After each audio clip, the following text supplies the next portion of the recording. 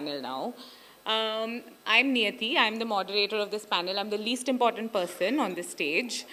But my job is to make sure this remains interesting and people don't cross the timelines that have been set for them.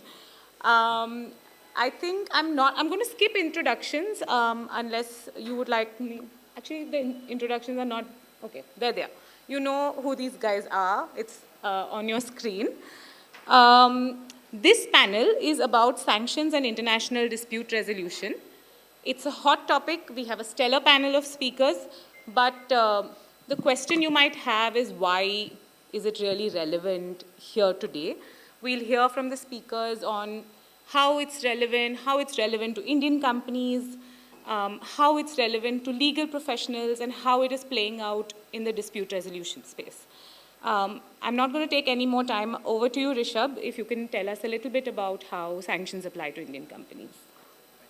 Hi, everyone. Thanks, Niyati. So what Niyati asked me to do, just because I'm the first speaker on this panel, is to sort of situate this entire topic. And because a large majority of the audience is here from India, to just say a few things about why sanctions, and in particular sanctions that have been imposed against Russian entities, could be relevant to Indian companies. Now, the reality is that unlike the UK sanctions or the EU sanctions or the US sanctions, which you're going to hear a lot more about from the other speakers, India doesn't have an autonomous sanctions regime of a similar sort. Nor are there any specific sanctions that the Indian government has imposed against Russian entities as such. What India, of course, has is the Foreign Trade Act, pursuant to which the foreign trade policy has been introduced, and that has certain restrictions imposed upon trade in goods and services with entities in certain jurisdictions like North Korea, Iran, Iraq, etc. You also have legislations which then give effect to and power to the central government to impose sanctions on those entities which have been identified in the UN sanctions list. I think Piyush is going to talk more broadly about that. But none of that is particularly relevant to the Russian context. And therefore, of course, Indian companies, and to that extent Indian lawyers, may also then think that Russian sanctions that have been imposed by other jurisdictions, are largely relevant to Indian companies. In my experience, at least, that isn't true. These sanctions that have been imposed by jurisdictions such as the UK, US, EU, etc., are so broad in their scope, the consequences of breaching them are so dire that they do end up affecting Indian companies in lots of different ways. And the starting point there, of course, is to identify whether or not there is any jurisdictional nexus that the Indian company has with those jurisdictions that have imposed sanctions, such that those sanctions regime may become applicable to the operations of the Indian company. Now, those jurisdictional nexuses tend to arise in very, very strange and very often unusual ways. The most common way in which I have seen it arise in the Indian context is that you would have on your board or on your management nationals of jurisdictions which have then imposed sanctions. So it's not very uncommon in the Indian context that you'll have a board which comprises of, let's say, at least one or two US nationals, EU nationals, UK nationals, and so on and so forth. Those guys, of course, continue to be bound by the sanctions regime that has been introduced by their respective jurisdictions. Now, how do you cater to that situation? Do you have them resign from the board? Do you create a special recusal policy for them when that company is taking certain steps which may otherwise be in breach of sanctions? That question often arises in the Indian context. Another very common way in which it arises is where the Indian company is trading with another company which is then on the sanctions list of one of these countries. It may not be always the case that your counterparty is on the sanctions list, but the counterparty, in fact, may be owned by someone who is then on the sanctions list. How do you deal with that situation? What kind of safeguards do you build in your contracts in that scenario? Another situation which I have seen arise a few times in my practice is that an Indian company is trying to buy the Indian assets of another Indian company, but the assets are encumbered or charged to a Russian bank. As we all know, Russian banks, and in particular the VTB Bank, had been very prolific in the Indian context, giving out loans to lots of Indian companies and then taking mortgages on lots of Indian assets. If you're buying one of those assets, how do sanctions impact you? That becomes a very relevant question, and in fact has arisen on multiple occasions in the past. What about the currency in which you're doing your transaction? If it's US dollars, technically the jurisdictional nexus of the US sanctions regime gets implicated. How do you address that? So there are lots of different ways in which the sanctions regimes that you're going to hear about may become relevant to the Indian companies, even though India by itself has no specific sanctions regime in the present context. The other thing that I thought I'll briefly mention, because I know my fellow panelists are going to address that, is that because India doesn't have a specific sanctions regime, specifically in the Russian context, some of the things that, for example, Baiju would be speaking about, such as anti-arbitration injunctions, anti-suit injunctions, none of that jurisprudence has really arisen in the Indian context. But because the audience obviously comprises of many lawyers as well, the things that you might hear are relevant because, of course, they might become relevant to your international arbitrations. And lastly, though, of course, this would come up later in the context of what mitigating strategies you might consider. As you hear from the panelists, you may also want to think about things like governing law, seat of the arbitration, the law of the arbitration agreement. Because all those things, of course, in the Indian context, there's a lot of jurisprudence about. None of that jurisprudence is specifically in the context of sanctions, but the remedies that you'll hear, the mitigating steps that you would hear, could be put in the context of what we know the relevant law on those items are as far as Indian jurisprudence is concerned. So I think I'll just stop there, and then I can just come back maybe later. Thanks, Rishab. This is very helpful. I think now that we know how sanctions might apply to Indian companies, transactions Indian companies might be involved in, it's also important to look at what are the sanctions regimes at play. So I'll request Piyush to please talk to us about the interplay of various sanctions regimes and how they might apply here. Thank you. Right at the basics is the fact that there are two broad sanction regimes. One is, of course, from the United Nations, and if that Security Council resolution has imposed a sanction, it becomes part of international law, it becomes part of public policy across UN Charter countries.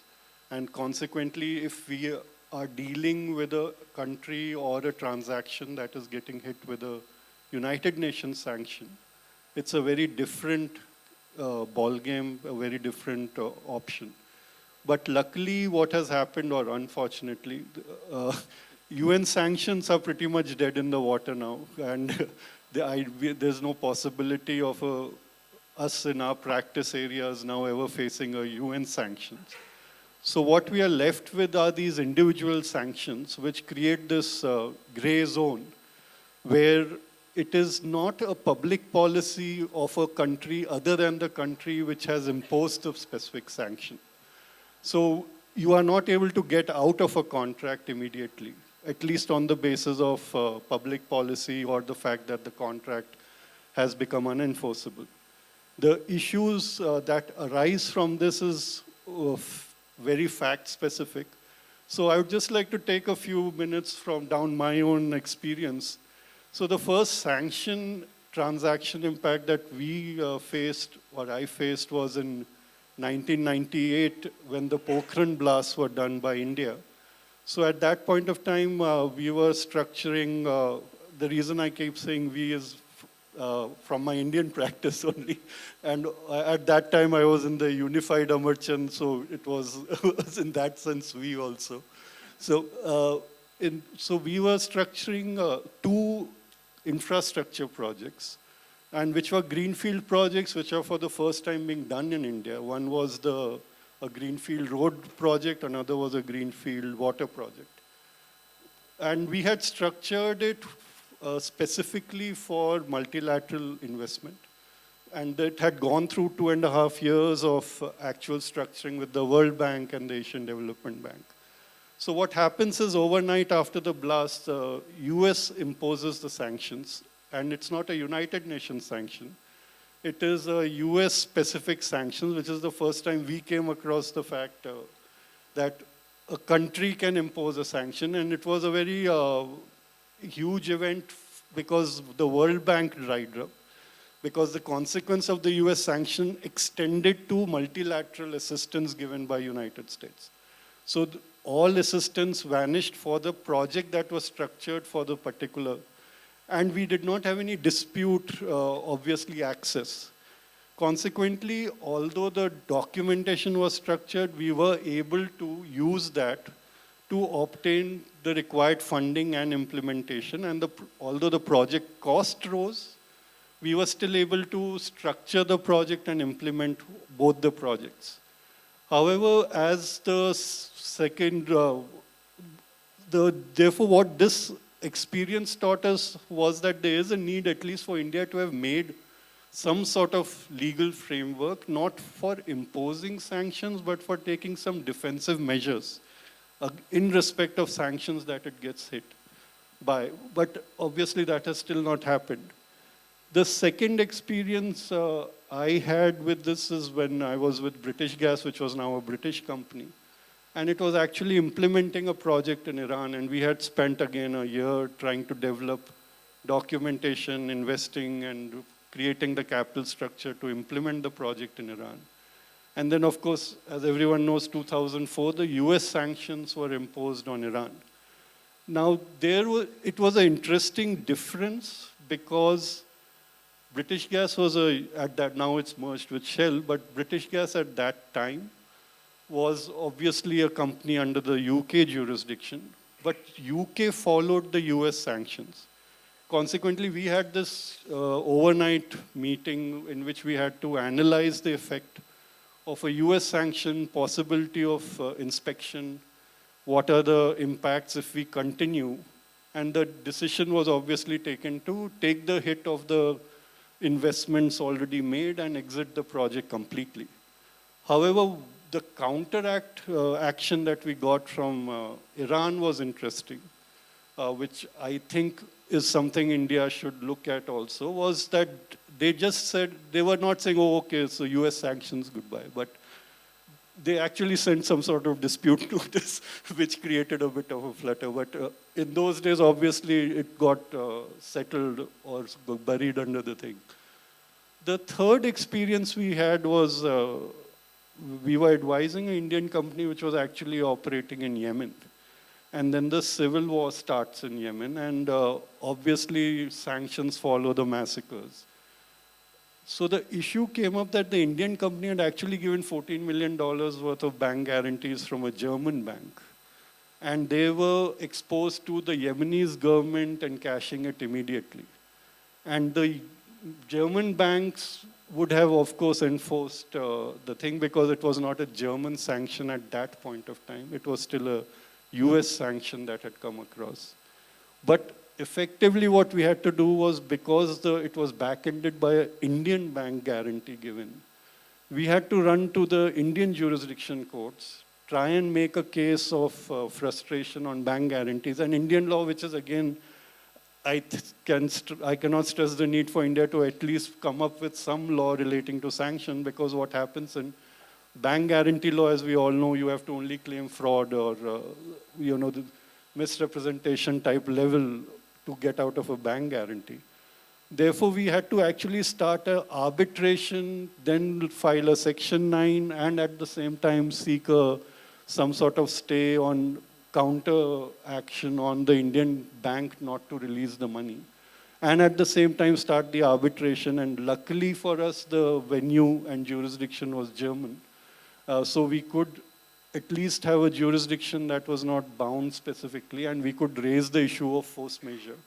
And eventually we won that arbitration, but it was a very edgy experience because the company would have definitely gone under had the Yemenis government simply encashed the bank guarantee. So I think that experience effectively shows that we should, at least government of India should look at some clarity on the law governing sanctions, particularly as we become more dominant in the world stage, and we will be faced with both actions and counteractions. Thank you.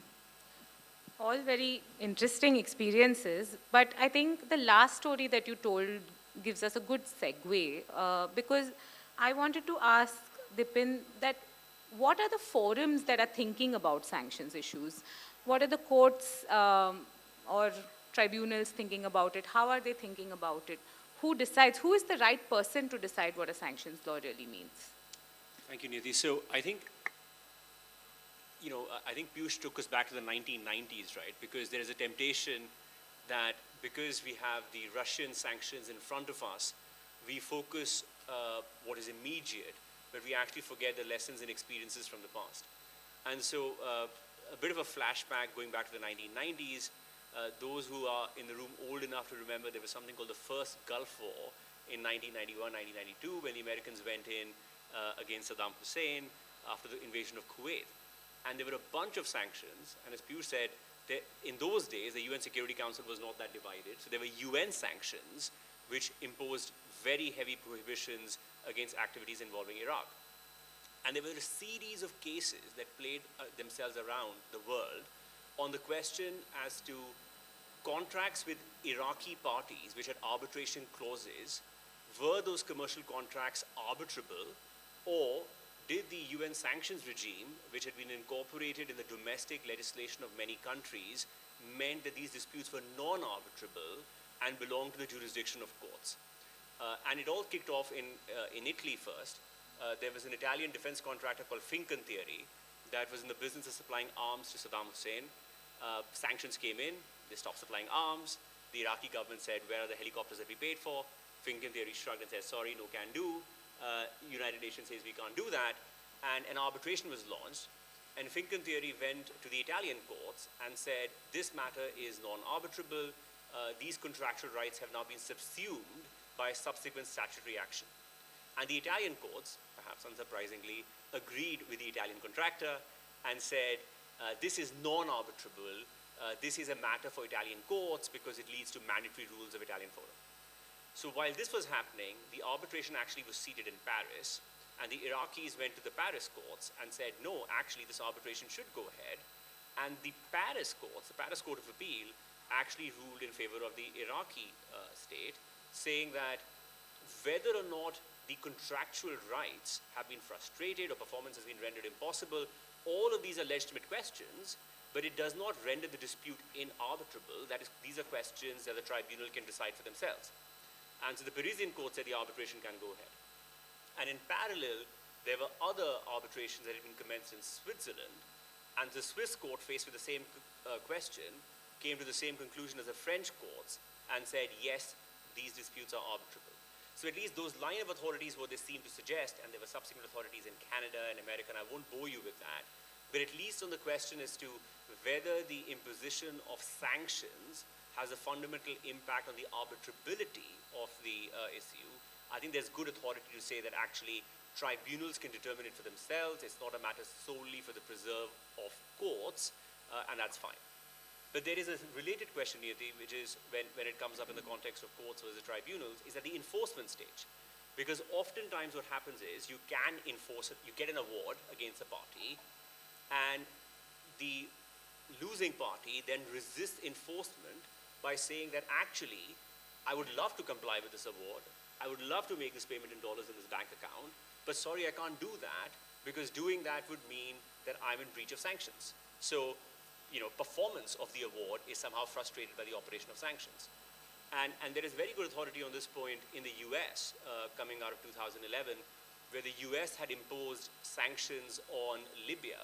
And again, a US contractor was supplying arms to Mr. Gaddafi, Colonel Gaddafi as he then was, before sanctions. And they had an award, and they said, oh, sorry, we can't actually make these payments to Libya because making these payments would mean that we're in breach of American sanctions. We can't do that. And the American court said, well, bank accounts are frozen, but there is nothing preventing you from applying for a license from the US OFAC, paying money into this frozen bank account. The funds will stay in the frozen bank account, and if and when those accounts are frozen, then the Libyan government can do what they wish to do with it. But simply the existence of sanctions cannot be a get-out-of-jail-free card, which allows parties to get away from performing. Now, this is all a blast from the past, but courts are now dealing with the aftermath of the Russian sanctions, but I know that Sam is going to be addressing that. Yeah, so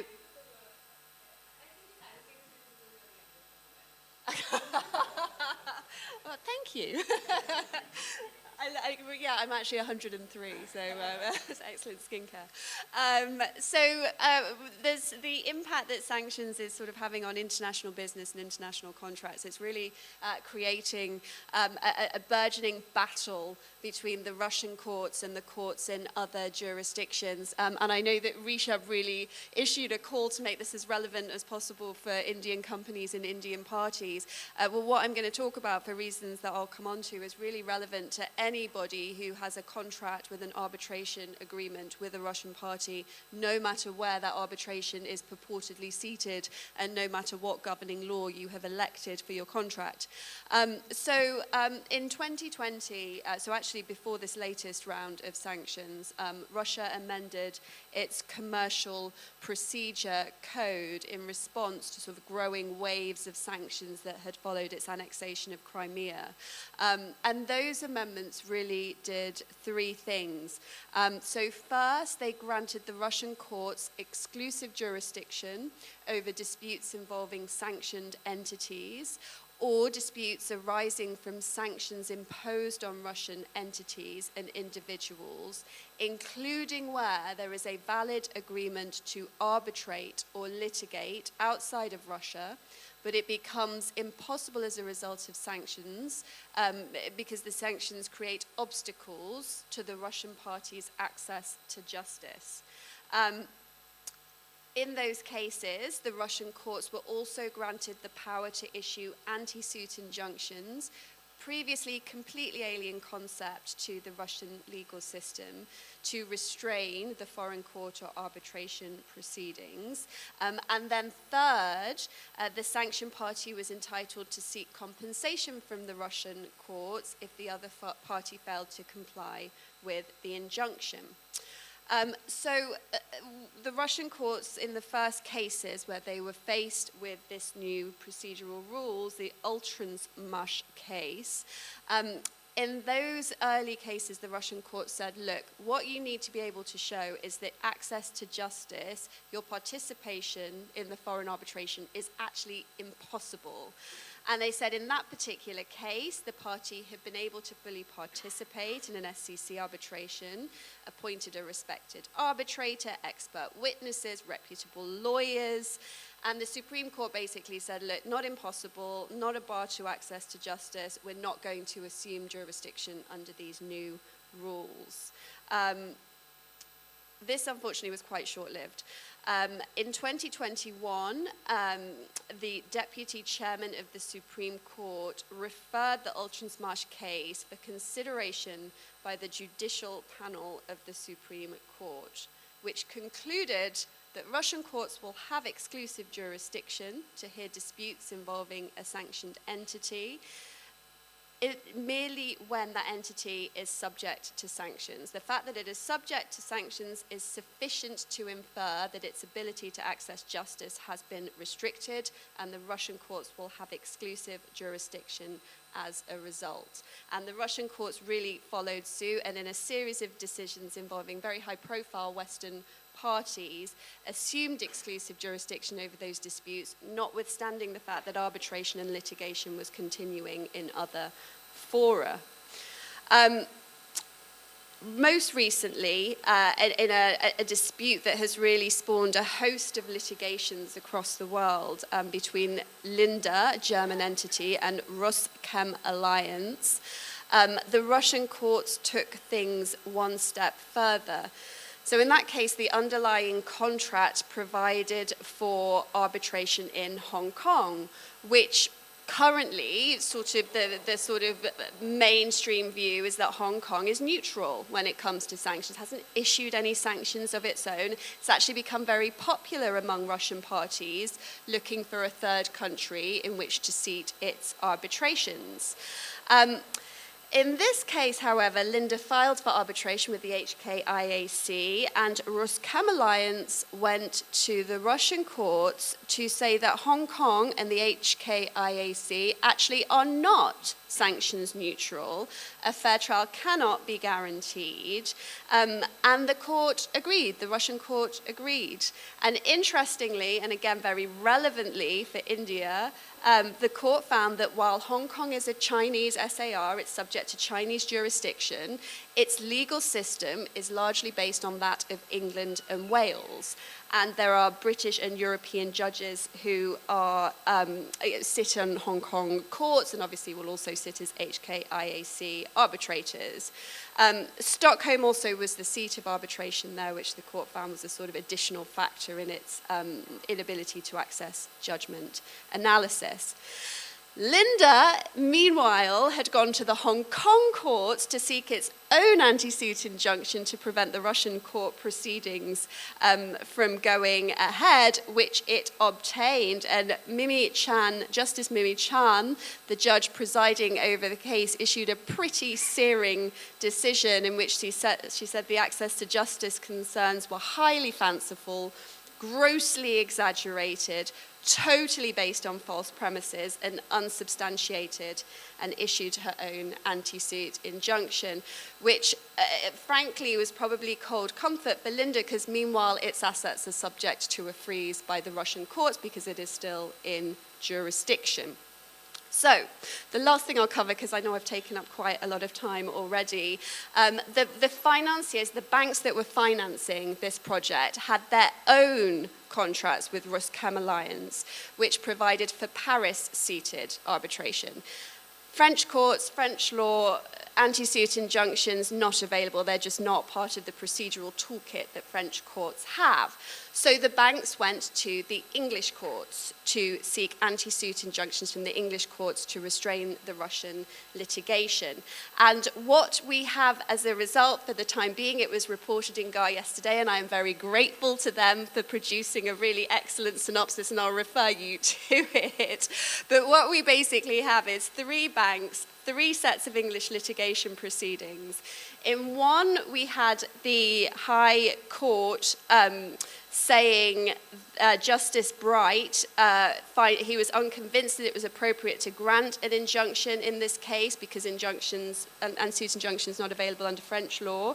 The Court of Appeal has overturned this decision, and they've essentially said, like, look, it's not part of their toolkit, but it's not antithetical to French law. So this being the case, we will go ahead and we will issue an anti-suit injunction to restrain the Russian litigation. There is another High Court decision from Justice Knowles, also issuing an anti-suit injunction. And then in the third case, we had, sorry, I've got too many judges' names in front of me right now, but essentially the last word was with Justice Tier, who has refused to issue an anti-suit injunction in that case, again, because it's not available to the French courts. So it's 2-1, and we'll sort of see where the English courts take this, but a fascinating, as I said, battle between a number of different jurisdictions. Thank you, Sam. That was very interesting. I actually want to take take inspiration from some things you said that, sometimes, and as lawyers we know, oftentimes what becomes relevant is procedural toolkits, practices, legal traditions. All of this becomes really important, and that's why I want to go to Dipen, and I want to ask him, what are these practices? What are the, unexpected restrictions we are seeing in commercial arbitration? I think I'm going to sort of veer away a little bit, right? Because the sanctions regime obviously is causing unpredictability for everyone around. Like nobody actually enters into contracts thinking that there will subsequently be sanctions by multiple entities that are going to preclude that. And obviously commercial parties are struggling with that. But the one set of bodies who are actually trying to step up to the plate and trying to help out are the arbitral institutions. Because ultimately they see their role as administering justice and providing access for justice, but also very bluntly between these walls, arbitral institutions and the business of administering cases and making money. And if they can't administer cases, they can't make any money. And so just in terms of trying to provide predictability, right, let me just give you an example. So I come from London, the London Court of International Arbitration, LCIA, profoundly impacted by sanctions because Russian parties used to use London as a favored seat and the LCI as a favored institution. And the sanctions that started our post-annexation of Crimea in 2014 followed by sanctions against Russian entities after the Russian invasion of Ukraine, has had a profound impact upon the business of arbitration in London. So how has the LCIA reacted to that to try to give predictability, right? So they've done two things. The first is they have actually gone and taken a license from the UK government saying, please allow us to administer arbitrations involving sanctioned entities because there is a rule of law and access to justice point. So they've actually got the license such that it is a legally permissible activity, it's not a prohibited activity. That's the first thing. The second thing that they have done is they have, when you commence an LCI arbitration, you always get a note to parties, and in that note to parties that is sent right at the outset, they actually ask the parties that if you as a party or one of the beneficial owners or the ultimate beneficial owners are impacted by sanctions, please speak up now so we can actually work with you to see how banking arrangements and transfer of funds and fees would be allowed. I mean, to give you one example, for example, the ICC, and I'm digressing from the LCI for a second, the ICC does all of its business in US dollars in terms of calculating arbitration costs and tribunal fees. The ICC now, for entities that are impacted by sanctions, will compute numbers in other currencies to actually facilitate the administration of arbitrations. So I think institutions have a big role to provide certainty and comfort, and I think they are stepping up to the plate. However, they are just one cog in the machine, and I think while they can mitigate the uncertainty, I don't think they can eliminate it. So other institutions are being helpful, but and parties are of course being impacted by all of these sanctions.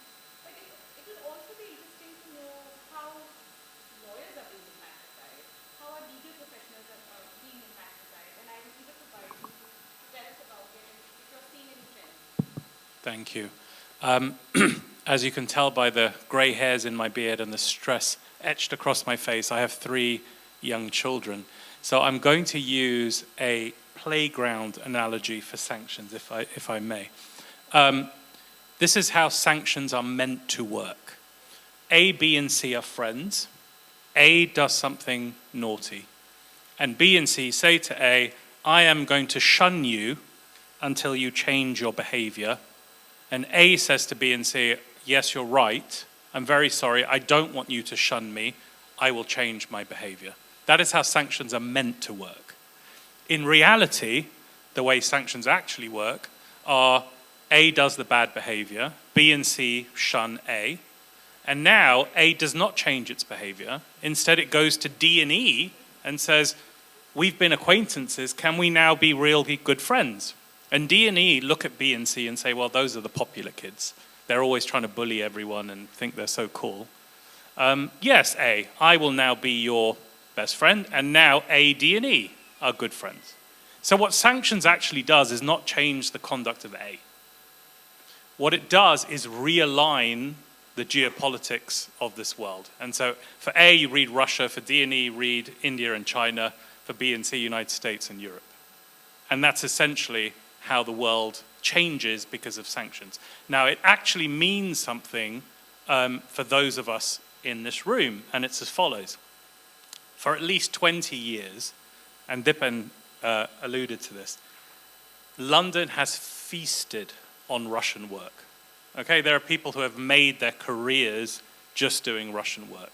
For whatever reason, the Russians loved litigating and arbitrating in London.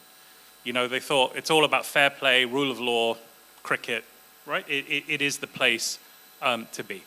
In 2014, you saw the first sanctions in relation to Crimea. Now, I spent 3 years in Moscow, practicing in Moscow before the war, and I already saw then a shift in Russian corporate work, where London, LCI, and English courts were no longer favored after those 2014 sanctions. Instead, everyone was told, use SIAC, right? So what started to happen was you started to see contracts signed around the world with SIAC arbitration. Of course, it wasn't immediate because disputes happened 5 years down the track.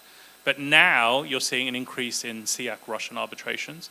and a decrease in LCA arbitrations, not just because of sanctions and the war.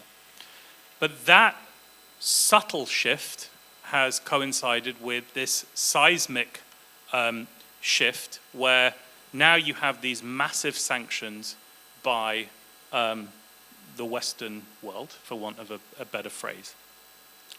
Now, it is still possible for those of us who hold passports of those Western worlds with the sanctions to undertake that work, but we have to get a license. And the license process is horrific. The licenses themselves are strict. But beyond that, and again, Dipen alluded to this, the reputational risk that some, particularly law firms, feel in undertaking this work mean that they are washing their hands of not just sanctioned Russian work, but any Russian work or anything that might seem to their other clients to be taking a position in relation to the Russia-Ukraine crisis. Now, what has that meant for dispute resolution in relation to Russia, which is a big jurisdiction for disputes? What that has meant is a shift in dispute resolution in relation to Russia from west to east. And in particular, what we've seen are Russian lawyers have moved out of Moscow. They have situated themselves in Dubai. Some of them have left for personal reasons, others to avoid conscription, frankly. And specifically, the Russian, again, are being told that now the best seats are Hong Kong, as Sam described, although now it seems that maybe not even Hong Kong is safe, or Dubai. Singapore is now 50-50 because they do have sanctions, although in truth those sanctions are weak. Now, as I said, sometimes barristers and lawyers, smaller law firms, are doing Russia work with Russian counsel under a license. But what I thought what was very interesting for this audience is what exactly those Russian law firms require when they do this work. They are excellent lawyers. The Russian lawyers are absolutely fantastic. But the two things that they need are, one, English law expertise, and I know a lot of people in this room are English solicitors and barristers, and the second is English advocacy. So they feel they need someone who can speak and write English in a native way. And it struck me as I was preparing for this that in fact Indian lawyers are very suitably placed to do Russia work, in the sense that there are no sanctions preventing Indian lawyers from doing Russia work. You are native English speakers, it's an official language of the country. And as I said, a lot of you have English law qualifications, or at the very least, Indian law and English law are based on the same common law system. So what I see is a real opportunity, a vacuum, if you like, where Indian lawyers can step up and work with Russian law firms to fill the vacuum that is left by some of us on this podium. At the same time, you've got India, who was D in my example, saying to B and C, I used to do what you wanted me to do, and now I'm not going to. Very good, I like that. And I'm going to do my own thing. And in fact, I'm going to deepen my relationship with A, and as Rishab spoke about, deepen my investment. And there is another opportunity where your existing clients may be interested in pharmaceutical and technology and other areas to have new relationships and investment in Russia, because there is a vacuum there as the Europeans and the Americans pull out. The Chinese, the Indians, and others will go in. And the question is, what are the dispute resolution clauses your corporate colleagues are going to put into those contracts? MCIA should be one of the choices.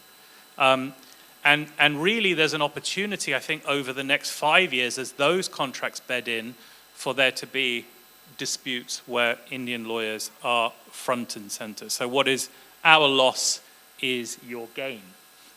2 words of caution, and this again goes back to what Rishab said.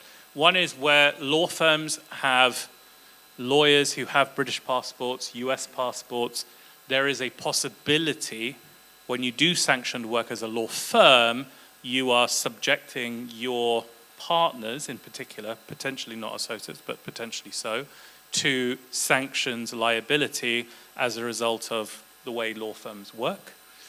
I would say that's one. Second, for your clients, and this is what Rishab talked about, the notion of secondary sanctions. Secondary sanctions are an invidious, horrific, I think, long arm reach, which is that even if the sanctions don't apply to your nationals, the United States government in particular will block you from any US work, any US dollar transaction, and say it's them or us. Right? You can't choose. And the third thing I think is one that I know they're working on, and that's payment. Right? I know they're trying to work on a rupee-ruble corridor. But that's all to say, on my playground example, I think we are in the process of A and D and E becoming closer friends, B and C shunning, and I think it's an opportunity for everyone in this room to take advantage of that. Yes, absolutely. That was the intention of this panel. But I just wanted to say that, I mean, as of today, as you said, the Vostro accounts are empty, and things are going to change. Just moving on very quickly, we know we're all lawyers, we know we come up with creative solutions, we'll get the dispute through till the end. But again, as Indian lawyers, we know that getting a judgment is only half the battle won. We need to execute the judgment. We need to get our money back. And I wanted Rajat to talk about his experience trying to enforce judgments against sanctioned entities. Thank you.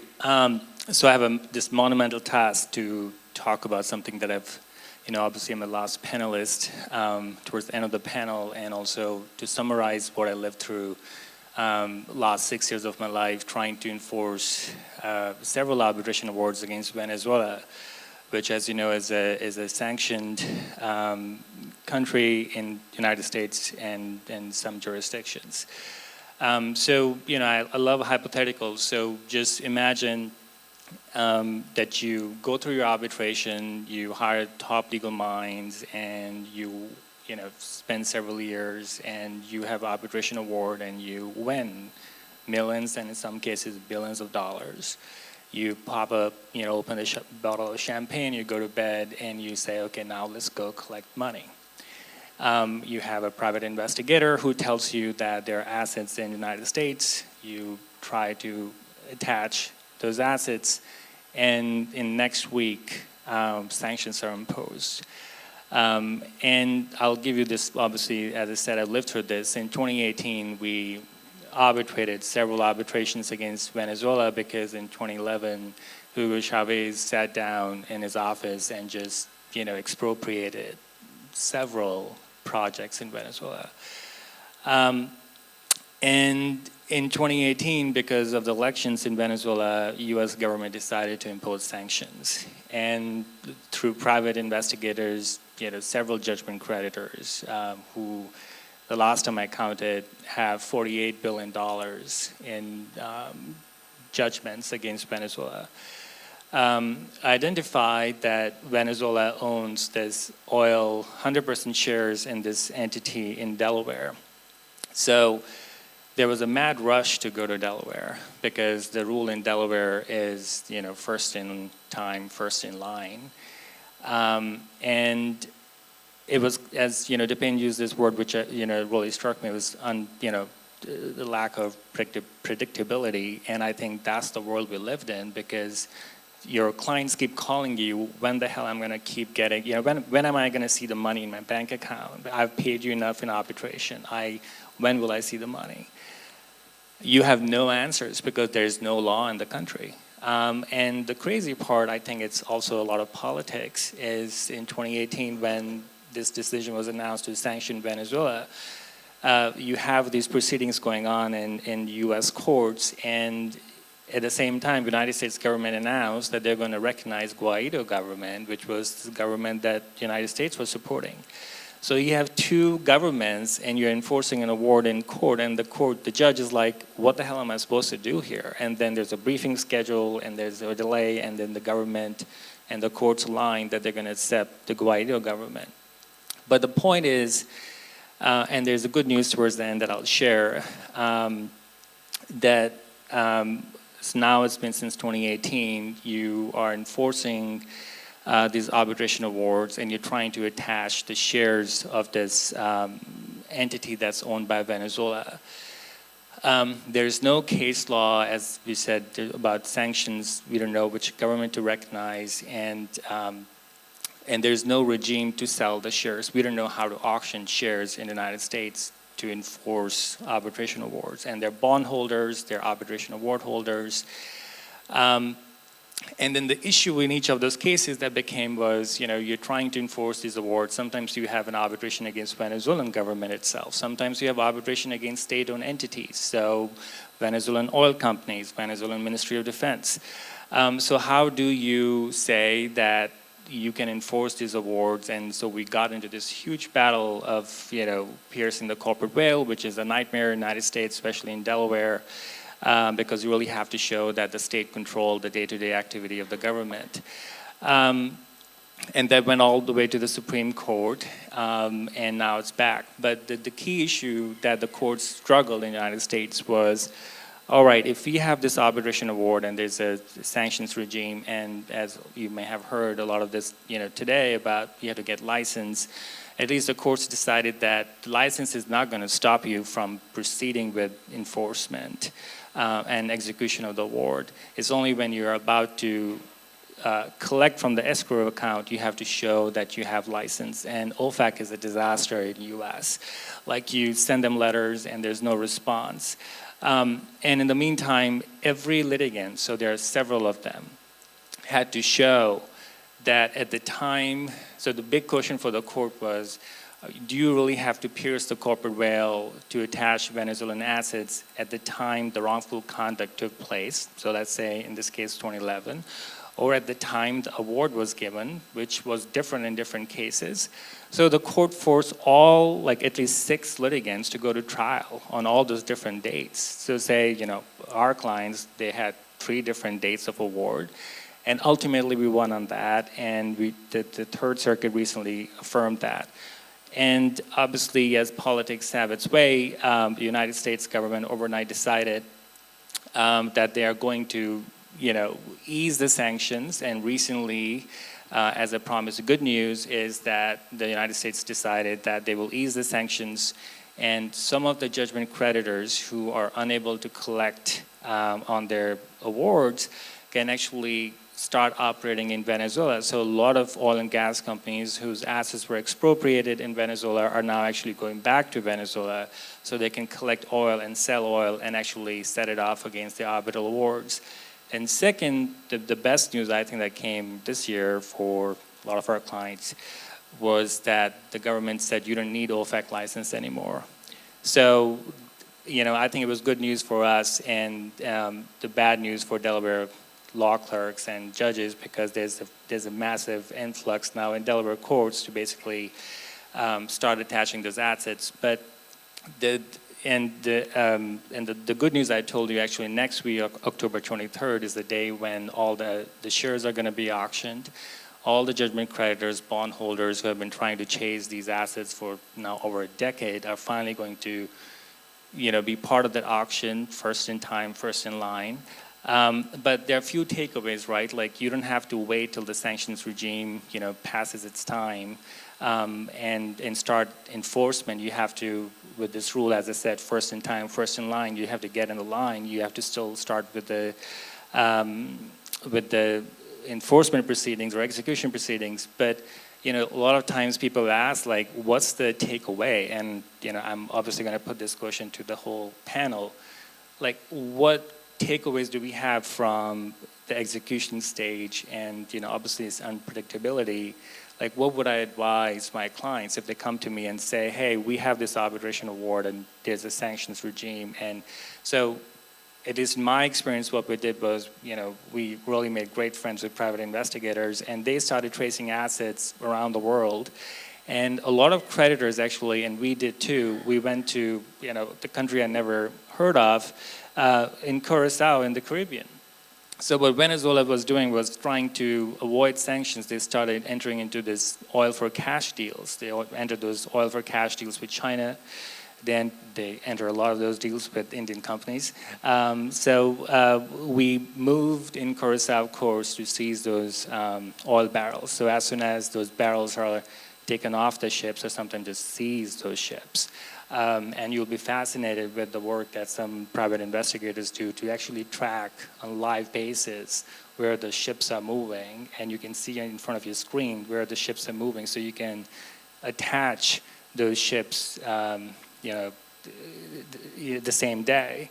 So I think that was my experience, just trying to figure out the best way to avoid this as opposed to be stuck in one jurisdiction. And I think recently, if I recall, ConocoPhillips in force in Asia, I don't know if in Malaysia or something, they found some Venezuelan assets there, oil assets. So, but that's just my take on that.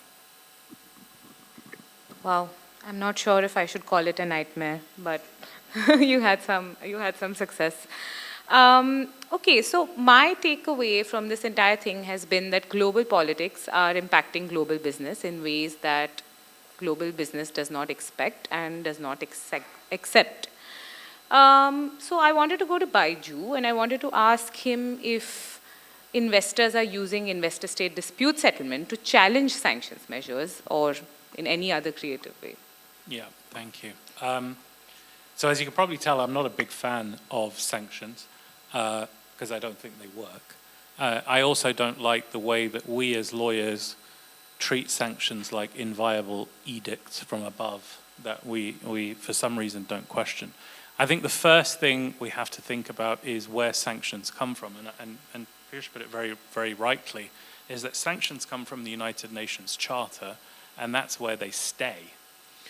The notion of unilateral sanctions by a nation don't actually sit very neatly in the framework of international law. You won't find within international law a power, potentially through countermeasures, but other than that, there's not really a sound basis for unilateral sanctions. The nation, and it won't be any surprise, and I can say this as a citizen of that country, it's the United States that has pushed the notion of unilateral sanctions when it started its Cuba, Iran, Libya, and various African nation sanctions over the course of the last several decades. What you've seen now, though, is an unprecedented number of nations imposing unilateral sanctions collectively, or regional sanctions in case of the EU, on Russia. But as I've said, I don't think they are effective. They just create a headache, a labyrinth, a system that's overworked for licensing, and all you get is realignment of geopolitics of the type that I've described. But more than that, I think one has to look at how sanctions actually come into being in any particular nation. And if you look at it, there's no uniformity in how sanctions are applied. Often the legislature just says the president has the power to impose sanctions on anyone they want. And then this president just says you. And sometimes you can look at that information and it's really like snippets from public source. This person was seen with Putin in a dinner or something like that. And it's questionable as to how these sanctions are actually applied. And then you think, okay, but that's fine. Let's say you can be broad in how you apply sanctions, but then how do you get out of sanctions is really difficult. There is no set uniform due process methodology for saying, hey, you put sanctions on me or on my company, but I think that's wrong. I would like to come out of it. It's very difficult in many jurisdictions to even come out and fight sanctions. Then the effect of sanctions, now believe me, I don't feel sorry for these billionaire oligarchs, right? But when people can't pay their children's fees, they can't go to shop for their groceries, it is on not just those individuals, but so many sort of trickle-down individuals associated with them, it really becomes an imposition of massive scale. I mean, the whole world is essentially shut down overnight. So then you ask me about the question of foreign investment. And this is interesting because it's a new frontier, and there are going to be cases testing the proposition, which is where you have sanctioned individuals or companies that are foreign investors, and those sanctions have been applied by the host state where the investment is made. And the sanctions have been applied in the circumstances that I've described, maybe somewhat arbitrarily. The due process of coming out of the sanctions is very difficult. And yet, because of the sanctions, you've had freezing of assets. And not only freezing of assets, but there is this notion that they are going to take a fund of assets and they're going to give it to compensate Ukraine. Now, that's a very, Ukraine is a victim in this. It needs to have compensation. The question is whether those frozen funds of private investors, individuals who have a very tangential relationship with the Russian government, is the fund by which one should take to make that compensation to Ukraine. And again, there is no venue to test this, but there is one, and that's investment treaties. Now, I think it's going to be very interesting to see how an arbitral tribunal is going, when faced with this question, is going to say, okay, you are a foreign investor, but you are sanctioned. Your assets have been confiscated with this idea we're going to freeze them to then use them to give to Ukraine. Is that a breach of the treaty? Now, I can guarantee you that if they find it is a breach of the treaty, the anti-ISDS movement is going to go ballistic, right? The idea that you can do that against sanctions. But honestly, I think there is a case to be made that these sanctions that come out of certain governments, the way they're, and there is, if it wasn't sanctions, if it wasn't labeled sanctions, it was just presidential edict by a dictator, we wouldn't have the same reaction. But it's almost the same thing. I hereby decree you are a bad person and therefore I'm going to take your stuff. Just because we label it sanctions doesn't give it some sort of immunity. So I think this is a very interesting topic. Watch this space. And vice versa, because Russia is, of course, doing the same thing. It is confiscating, and there'll be cases against Russia. But I think this is the latest frontier, and let's see how sanctions will be affected by ISDS. Okay. At least that pre-dispute notice won't go ignored like your OFAC letters. Okay, so I think we've covered at least most of the substantive ground, and I want to start revisiting the panelists to ask them for strategies to how to solve these problems. And Rishab, I thought I would start with you. I wanted to understand what can what can an Indian company do to avoid these disputes that sound like a nightmare? We don't want to be engaged in sanctions-related disputes, do we? Just before I answer that, I was jotting down notes as each one of you was speaking. And I started off my bit by saying that there's no real jurisprudence in the Indian context on all these issues that you'll hear. But actually, the beauty of common law, of course, is that most of the things that we do on a day-to-day basis can then be stretched to exactly account for the issues that we discussed. So, when Piyush, for example, mentioned bank guarantees, now we all know that one of the defenses to bank guarantees is egregious fraud. But the lesser-known defense is special equities. And special equities arose in the Indian context for the first time in the Translite case from Bombay High Court, where there was civil unrest in Yemen, right? Sorry. I was referring to the special equities defense to the invocation of bank guarantees under Indian law. Now, I don't see it as being that difficult for an Indian court to stretch special equities to a sanction scenario, because if they could do it for civil unrest in Yemen, and effectively what the guarantor has to show in those circumstances is that the situation on the ground is such that if it were to even be successful in the underlying dispute, it would never be able to recover that money. So if you can do it for civil unrest, I suspect an Indian court would stretch it for sanctions as well. Dipen talked about arbitrability. Now that, frankly, in the Indian arbitration context, that's one area of law which is hugely in flux. Right? You've got the Anupam Mittal case recently in the context of shareholder disputes.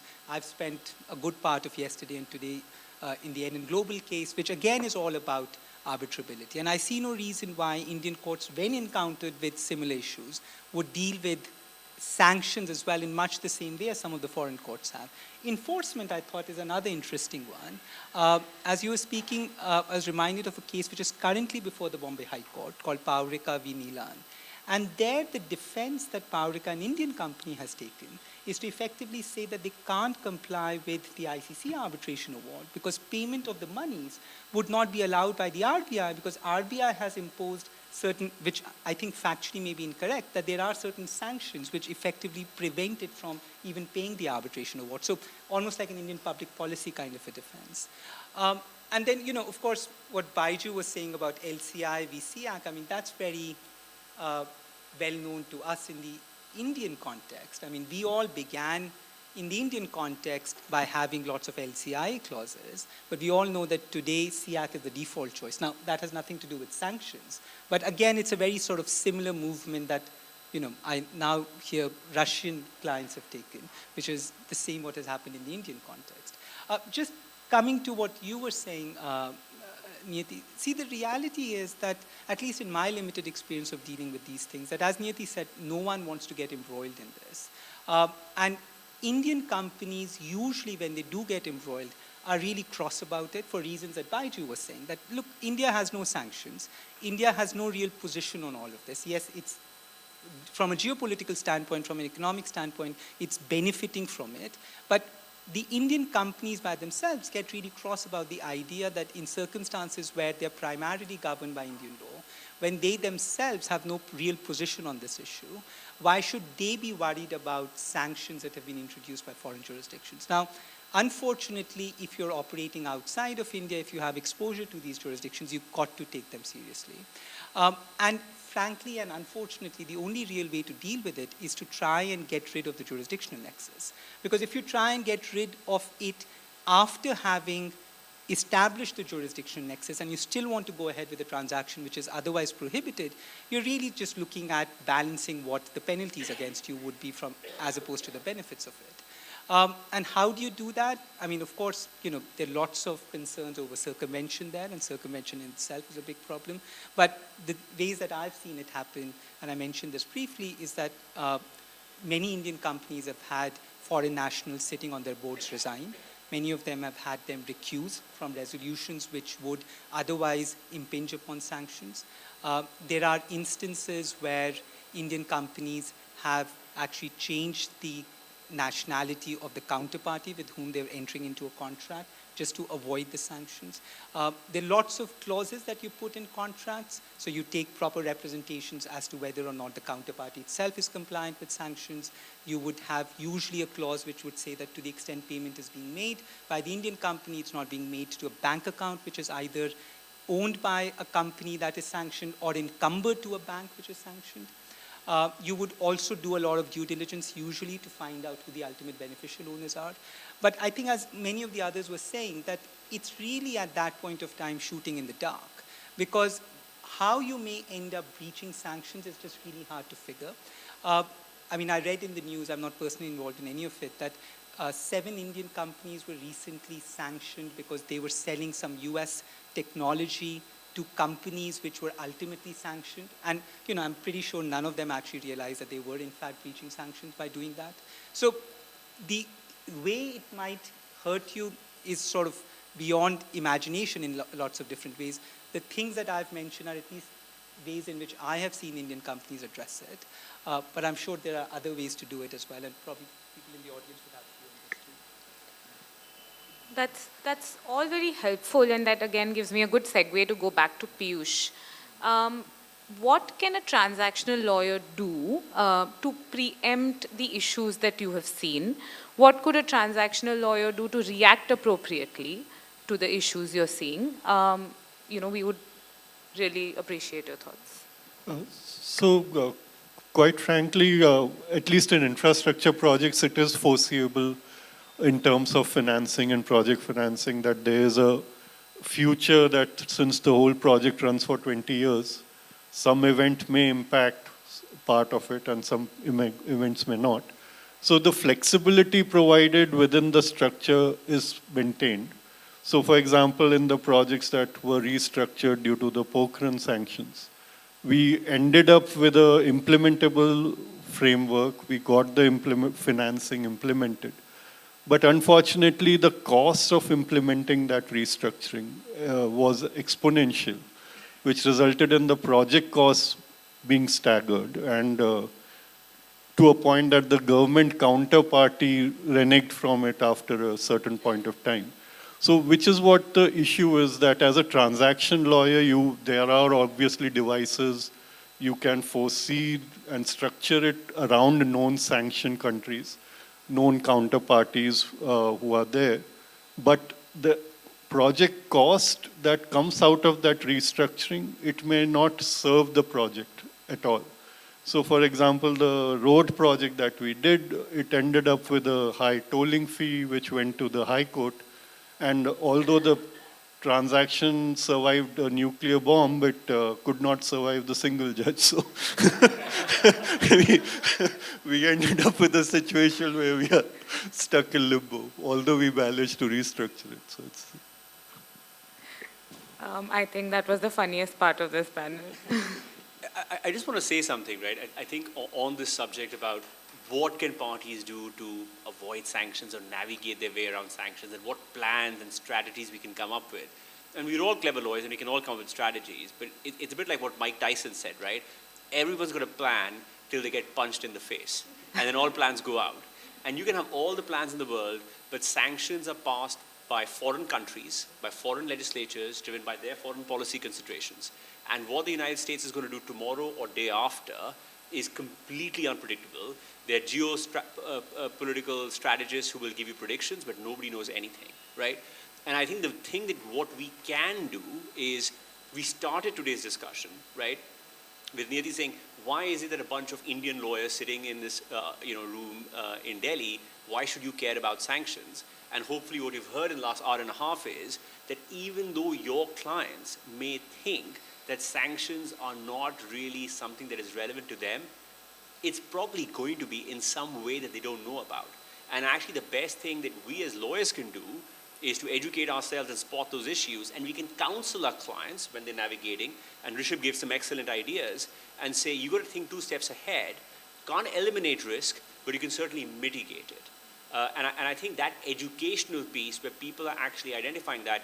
I mean, in my firm, we have at least 12 lawyers sitting in New York, London, and Brussels who do nothing. 365 days a year, they just counsel clients on sanctions. And I mean, I never used to think about sanctions, but now I talk to them on a weekly basis because there's some element of some work that I'm doing that I think is being touched by sanctions. And I think that, unfortunately, is going to become a reality. It has become a reality for those who practice in the US and London, and it's a bit like a forthcoming attraction you see in a movie of trailers, like coming near to a cinema close to you. I think this is probably coming to a case or a transaction close to you. Can I just add one thing? Just to add to what Dipen is saying, that of course there's unpredictability. There may still be a little bit greater predictability if you are a local company of those jurisdictions, because ultimately their interest perhaps is still being taken into account. There is some lobbying effort going on at their end. But no one is thinking about the Indian companies when they're doing it, right? So the level of unpredictability for an Indian company is just being taken as an example, but I just mean anyone who's not outside of those jurisdictions. Because to you, it would always strike as something which, A, you've never heard of, perhaps never even encountered, and you would encounter it for the first time when actually someone asks you that question. And at least in my experience, that question very often gets asked when you're doing a large transaction. So either you're entering into a contract and a vendor asks you, are you fully sanctions compliant? Have you looked into X? Have you looked into Y? I saw that one of your shareholders is a Russian entity. How does that impact me? Or you're buying an asset and your counterparty asks that question, or you want some loans and the bank asks you that question, and you suddenly start thinking, well, I never thought that those things were relevant to me at all.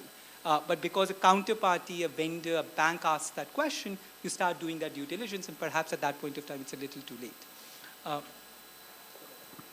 Yeah, just one point for me. I was just thinking about the solutions, and I think it's important to consider just going back to the enforcement. And I think oftentimes we tell our clients that you can actually consider selling your arbitration award. And it's sometimes clients don't think about it, but there are a lot of hedge funds, private equity funds around the world who will actually buy your arbitration award. and it's maybe for 30 cents dollar, maybe higher, and they engage law firms where we actually do really detailed analysis. So how would the U.S. Supreme Court come down on this issue? Do you really think the U.S. government is going to change this issue after elections? And you engage like lobbying firm in D.C. and you come back and say, okay, I think this is analysis, and you go to a hedge fund and say, you said 20 cents, but I think it's 60 cents. It gets a little crazy, but there are ways out of it. So if the movie really comes near your arbitration or your litigation, I think there are ways out of this, but and you can be creative about it. Sam, some comments from you. My question to you was going to be on dispute resolution forums, dispute resolution clauses, how we should be thinking about drafting them in India, but you can just skip it if you want to. Thank you.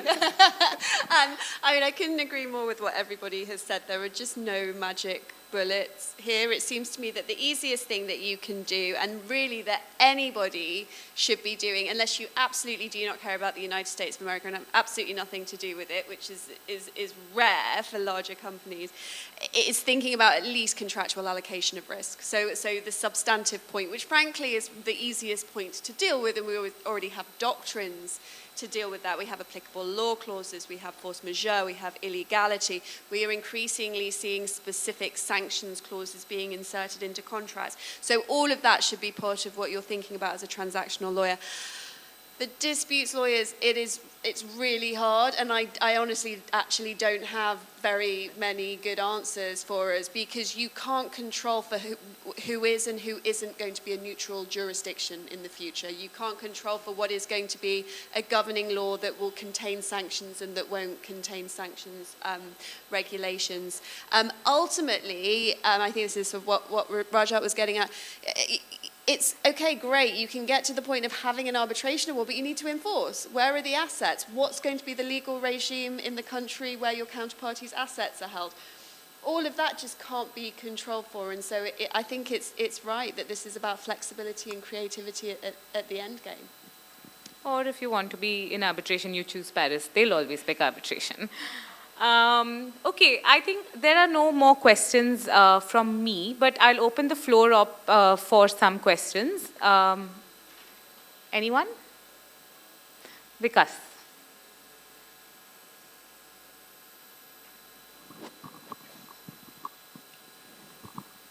Hi, Baiju. I think my question's to you actually on secondary sanctions, and I think it's a little bit to do with what Samantha was talking as well about how distant you need to be from a country to not really worry about sanctions.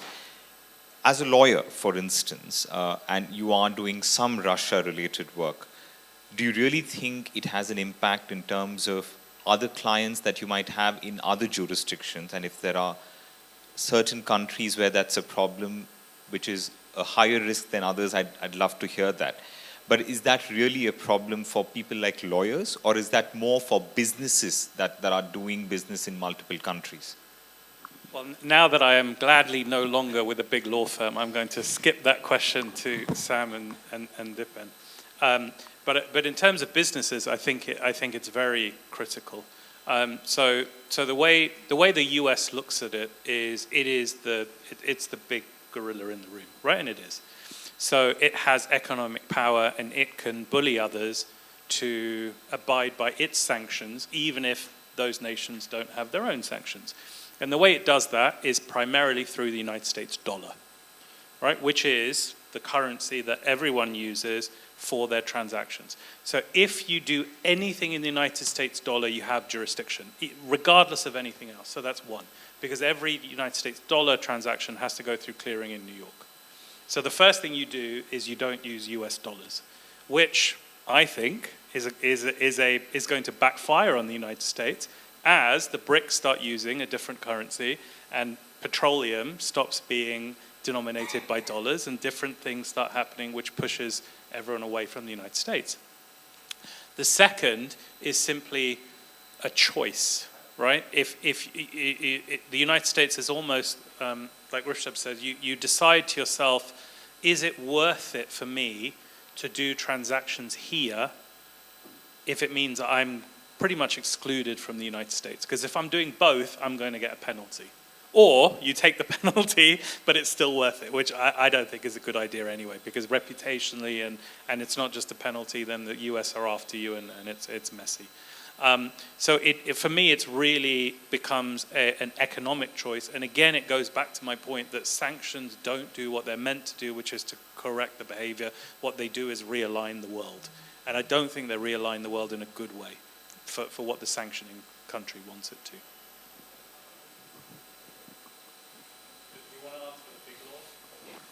Because I guess it's about reputation and dollars, right? Absolutely. I mean, I think it is increasingly hard. I mean, a firm like White & Case, we operate in 31 countries. And it's extremely hard to work around sanctions. We obviously have lots of US nationals who are partners, therefore very hard to escape OFAC and the licensing requirements, and finally reputational issues, right? And I think all of that, and I think this is the bit that we've obviously correctly focused on the legal impact of sanctions because we are lawyers, but sanctions have their own soft value, and the idea of, for a business, even for lawyers, to be actually walking the fine line, even if you're on the right side, perception matters. And I think it's going to matter to clients and it's going to matter to lawyers as well. So, taking my question from where you left, under Indian law, especially under Advocates Act out here, if a Russian client does come to you for advice and for representing him, under Indian law, you cannot probably, even a Pakistani comes and it's a declared war, maybe you would not be able to not appear for him or not represent him. So, whether this holds true for US as well, that's question number one. Yeah. So I can say very quickly, so we have cab rank rule as barristers, but when this sanction question came up, everyone looked very closely again at the cab rank rule, and actually only applies to court litigation. It does not apply to foreign proceedings. So you can, if you so choose as a barrister, say no to a foreign proceeding simply on the basis that the client is sanctioned. If it's a court case, that's a very different matter, and cab rank rule applies. But I think law firms, it's absolutely business, right? Yeah, I think ultimately, for example, right now, let's say there's a sanctioned individual who shows up at a firm and wants representation. Effectively, for our firm to represent him or her, we will actually need to go take a license, right? So essentially, it is a prohibited activity to act for a sanctioned individual or enterprise without seeking permission. And the process, I mean, that's essentially the discretionary exercise, and you have no legal obligation to seek that permission. That is very much a choice that you have. But can I just say, you raise a really important point, which is access to justice. And there was a recent decision, I want to say it was in GAR as well, so well done to GAR, I can't remember the case, but where, it was the banking case, the Mint case. Yeah, where the court, I think it was the Court of Appeal, said that it's very important, maybe it was like another case, but it's very important that even sanctioned individuals have a right to access to justice, and not just for defense, but also to prosecute rights. Right? What then happens to the proceeds is a different question. But access to justice is very important. And for that reason, I think you're absolutely right to raise the question of turning people away on the basis of sanctions when there's an access to justice issue. I think it's a very dangerous line that lawyers are walking. But I think it applies more to the barrister group than it does maybe to law firms, particularly global law firms. So that brings me to the next related question. Whether such sanctions in India, to a country like India where US sanctions are there, would it be a change of law? Can possibly, as a arguing counsel, or can I say that yes, there's a change of law under Indian context, and therefore maybe Advocate Act will be second fiddle to it, and there will be a change of law, A, in me accepting to represent or denying to refusing to represent, that is A, and B, even under the contract, while defending non-performance because of sanctions, would the change of law concept be made applicable to countries like India, which are probably, I don't know whether it's under direct sanction or indirect sanction, however you would want to put it. And you can answer both of them. I think the first part has already been answered, the Indian Advocates Act point. Though I just wanted to say that on the barrister part as well, the Indian position is actually very similar, that theoretically there is that responsibility that we have as advocates under the Indian Advocates Act, but there are exceptions built to it. And what the most recent judgment, the Mint's judgment also does, is very clearly identify those exceptions. On the second point, I suspect that's a question of the governing law of the contract, right? So if the governing law of the contract is Indian law, then you ask the question as to whether or not the imposition of sanctions would constitute a change of law. Now, change of law is not a defense to non-performance under the Indian Contract Act, nor under common law generally. It is usually a clause in the contract, and then you have to meet that test, except frustration. Frustration is recognized as a concept, as a defense to non-performance. So it would, and I mean, obviously this panel is not about trying to identify what precisely are the elements of frustration, and those would differ from jurisdiction to jurisdiction. But I think generally speaking, the answer, unfortunately, to your question would be A, which law governs the contract, and B, whether or not that specific issue, change in law, has been identified as a defense to non-performance in the contract itself. But I don't know if others have. Unless maybe you could argue that sanctions is somehow a mandatory rule that applies, place of performance, something. You could try to bring it in that way. But again, unless the contract actually provides for it, then you'll have to say that either the common law, if it's a common law jurisdiction, or in the Indian context, for example, the common law then has been codified into the Indian Contract Act. So then you have to look at the Contract Act to find the answer. So just quickly going back to the question about under US law, so I think you have to distinguish between if it's a criminal case or a civil case. In criminal cases, defendants have right to legal counsel, and the court, if you can't afford someone, or court will always find you, and there's a huge constitutional jurisprudence in US courts that you do have a right. In civil cases, you can absolutely say no to any case. There is no obligation on me to accept a client and represent him. I think on the second point that you just said about contracts, I have at least two instances where contracts especially had the language under the political risk section where sanctions was one of the exceptions to perform under the contract. And in some cases it was considered as a breach of contract, because if you have a contract with the government, and the government just unilaterally used a sanction as an excuse to basically avoid performing under the contract, that was considered as a default, and you can bring a claim. So it all depends on, I think, case-by-case basis. Okay, I can take two more questions, and only short answers, please, to the panel. Yes, please. Your follow-up question is already disqualified. So I'll take the second question. How have tribunals reacted to disputes where sanctions issues have come up? Have they laid their hands off and suspended the proceedings, or gone ahead with the proceedings? Because they really would have to determine whether the party is sanctioned or not in some form.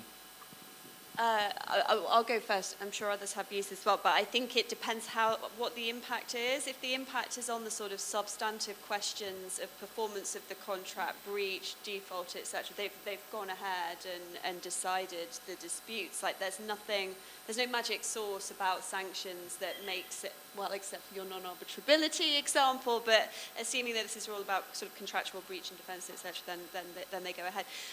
The more complicated point is sort of the points that Baiju was getting into, which is where the arbitrator is a US national, or you have an issue with being able to make payment to the arbitral institution. Those issues around payment of arbitrators and counsel and institutions, that is where we've really seen the kind of block being put on the proceedings. And I think when the LCIA applied for its license, there were dozens of arbitrations that were frozen because they just couldn't work their way through the payment issue.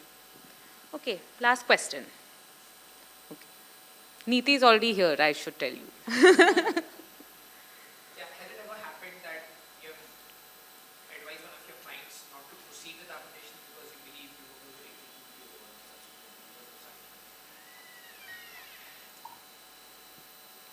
I think not in the sanctions context, but you obviously look at the defendant's financial position, right? So if they're an SPV located in Mauritius with zero assets, and then you say, well, we can do this, but it's going to cost you X, and there is only a 20% chance you're going to recover this, as a responsible lawyer, you have to counsel them, right?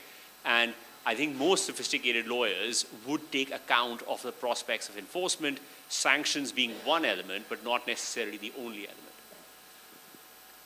Yeah, I completely agree with that. I mean, I think like another dimension to think about is if it's a listed company, do you owe obligations to your shareholder? What is that obligation to your shareholders? Should you pursue something even if it looks like immediate enforcement isn't possible? Because things will change, right? That's the one definite that we can all walk away with today. Things will change at some point, and at that point there may be the potential to enforce. You can sell the award.